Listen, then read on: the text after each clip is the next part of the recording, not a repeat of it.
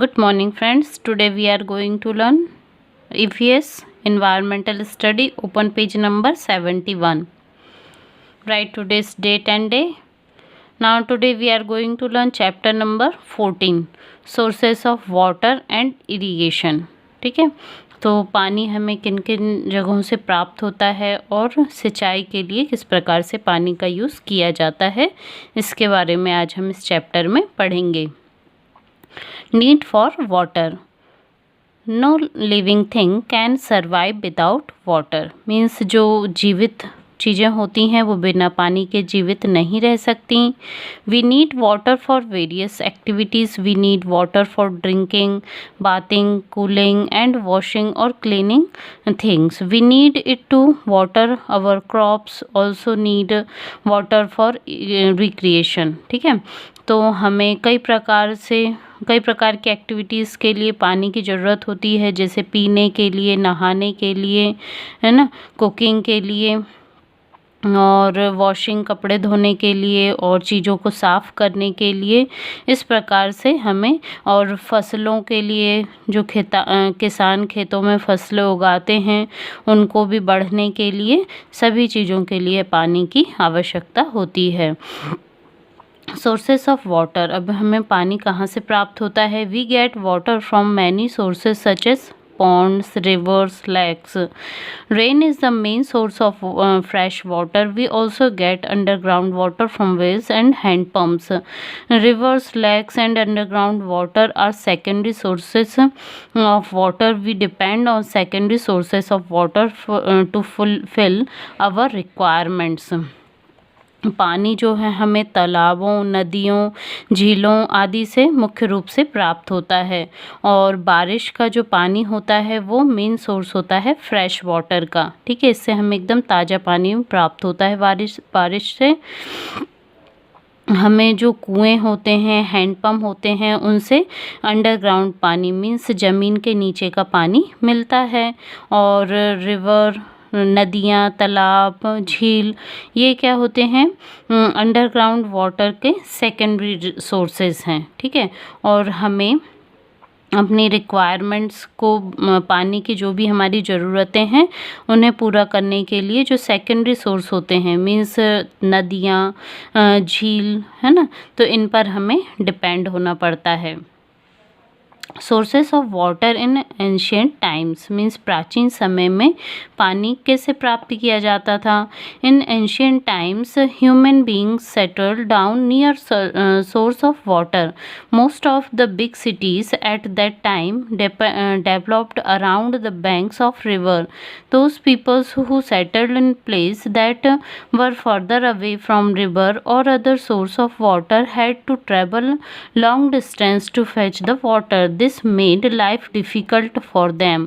Since early time, people have been drawing water from different kinds of sources. Let us learn more about some of them. प्राचीन समय में क्या होता था कि जहाँ पर पानी के स्रोत होते थे वहीं पर लोग जाकर रहने लगते थे, है ना, और यही ज़्यादातर जो बड़े शहर होते थे वो नदियों के किनारे पर ही विकसित होते थे, है ना, और जो लोग नदी के किनारों से दूर रहते थे उन्हें पानी लेने के लिए बहुत लंबी दूरी तय करनी पड़ती थी और उन्हें इस प्रकार से बहुत कठिनाई होती थी. तो आज के समय में जो है पानी को प्राप्त करने के कई सोर्सेस हैं, है ना, तो चलिए हम जानते हैं इनके बारे में. पहला है baolis, also called step wells, as well are wells or ponds in which the water may be reached by decreasing a set of steps. तो बाउलीस होती थी, पहले के समय में बाउलीस होती थी जिन्हें कि स्टेप वेल्स भी कहा जाता है. ये क्या होते थे? एक कुएं की तरह होते थे, तालाब गहरे. इसमें पहुंचने के लिए नीचे की साइड जाने के लिए कुछ स्टेप्स होती थी, है ना, सीढ़ियों का एक समूह होता था. They were used in India centuries ago and were built to ensure that the city would have constant supply of water. तो इसमें क्या, जो भारत की पहले की जो कुछ सदियों पहले इस तरीके का यूज़ किया जाता था और इसके थ्रू ही पानी की सप्लाई शहरों में की जाती थी। Most of the baolis today lie in ruins. आज के समय में अधिकतर बाउलीज जो हैं वो ख़त्म हो चुकी हैं। A baolis has two parts, a vertical shaft and the surrounding steps. जो बाउलीज होती हैं उनके दो पार्ट होते हैं, एक तो वर्टिकल शेफ्ट होता है और दूसरा होते हैं surrounding steps. The vertical shaft help to draw water. जो वर्टिकल शेफ्ट होता है ये पानी को खींचने में मदद करता है और the surrounding steps provide access to the well. और जो उसके चारों तरफ जो स्टेप्स होती हैं, जो सीढ़ियाँ होती हैं, वो नीचे पहुँचने में हेल्प करती हैं। They were also used as resting place during the summer. और गर्मी के दिनों में यह रेस्ट के लिए आराम करने के लिए भी इन्हें यूज़ किया जाता था। Today baolis are no longer in use. आज के समय में इनका अधिक उपयोग नहीं किया जा रहा है। However many baolis still exist in Delhi, Lucknow, Agra and Fatehpur Sikri. हालांकि आज भी जो बाउलीज हैं वो दिल्ली, लखनऊ, आगरा, फतेहपुर सीकरी इन जगहों पर आज भी आपको मिल सकती हैं। अब देखते हैं वेल्स। वेल्स मीन्स जो कुएं होते हैं, are vertical holes dug into the ground to get underground water. जो कुएं होते हैं वो जो जमीन का पानी होता है, अंडरग्राउंड पानी को निकालने के लिए गहरे गड्ढे किए जाते हैं ज़मीन में। We use a rope attached to a bucket to draw water out. इसमें क्या किया जाता है कि एक रस्सी से बकेट को बांधा जाता है और उसे पानी में नीचे डालते हैं और उसकी मदद से हम पानी को ऊपर खींचते हैं। Nowadays pulleys are commonly use to make the process easier. ये जो पुली होती है इसका यूज़ आज के समय में किया जाता है जिससे कि पानी को बहुत आसानी से खींचा जा सकता है। A pulley is a wheel over which a rope और a chain is pulled in order to easily lift the bucket of water. इसके द्वारा क्या होती है, ये एक चक्री के जैसा होता है जिससे आसानी से रस्सी या जो भी चैन है उसे नीचे भेजा जाता है बकेट को, है ना।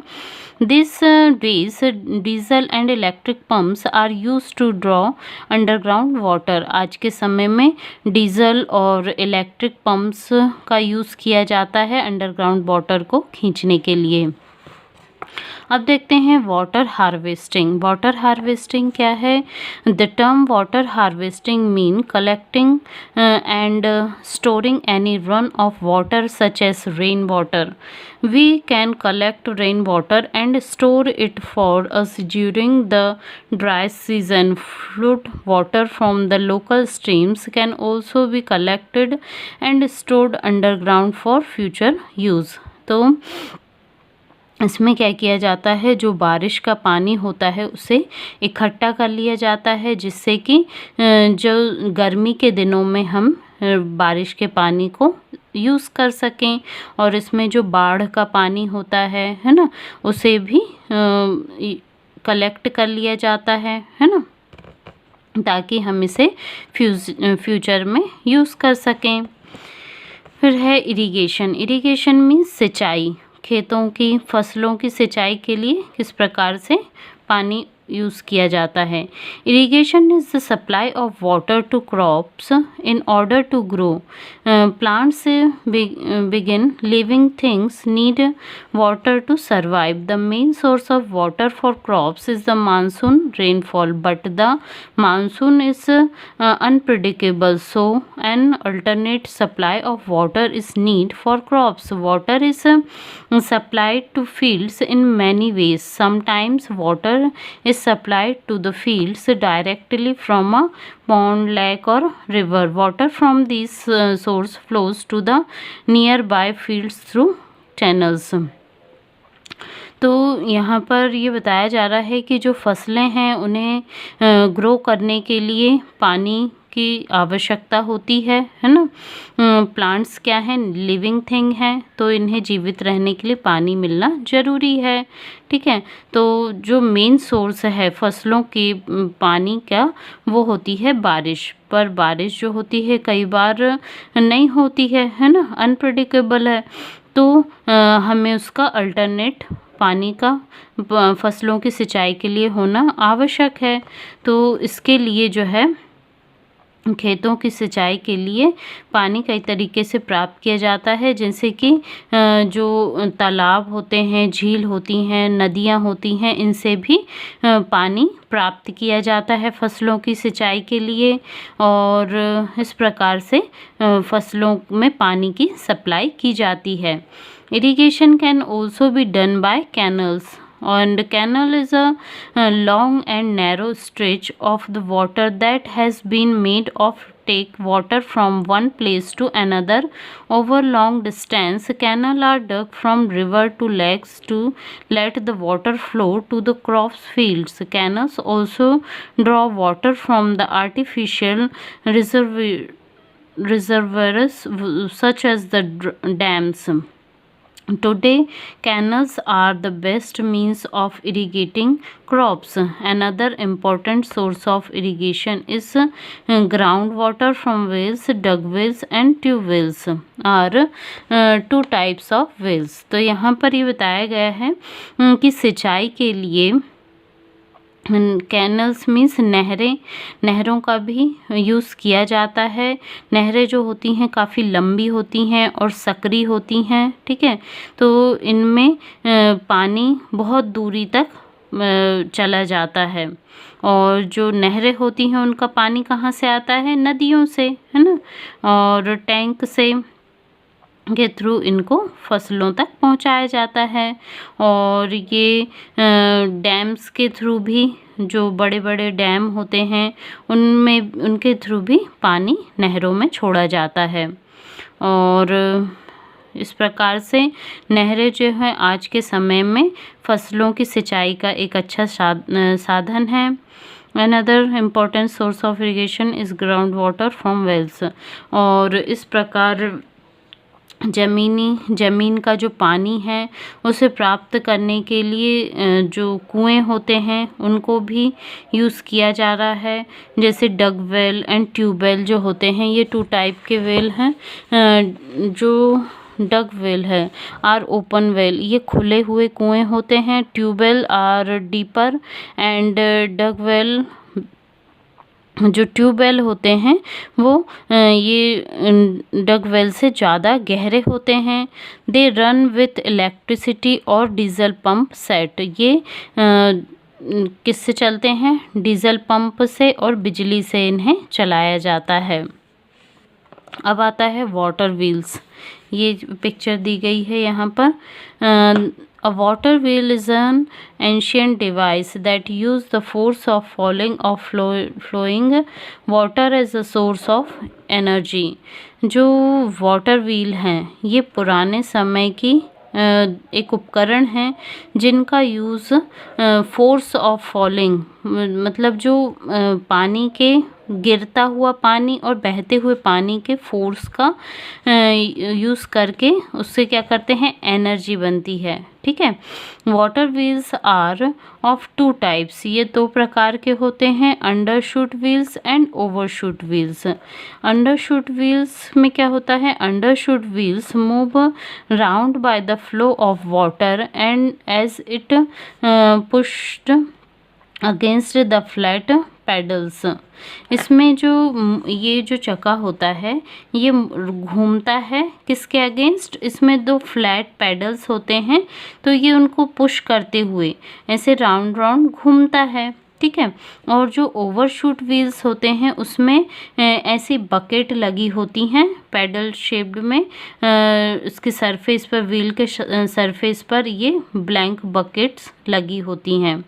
ठीक है, the buckets dip into the water and filled up one by one, the wheel rotate with the help of machine और देन एनिमल।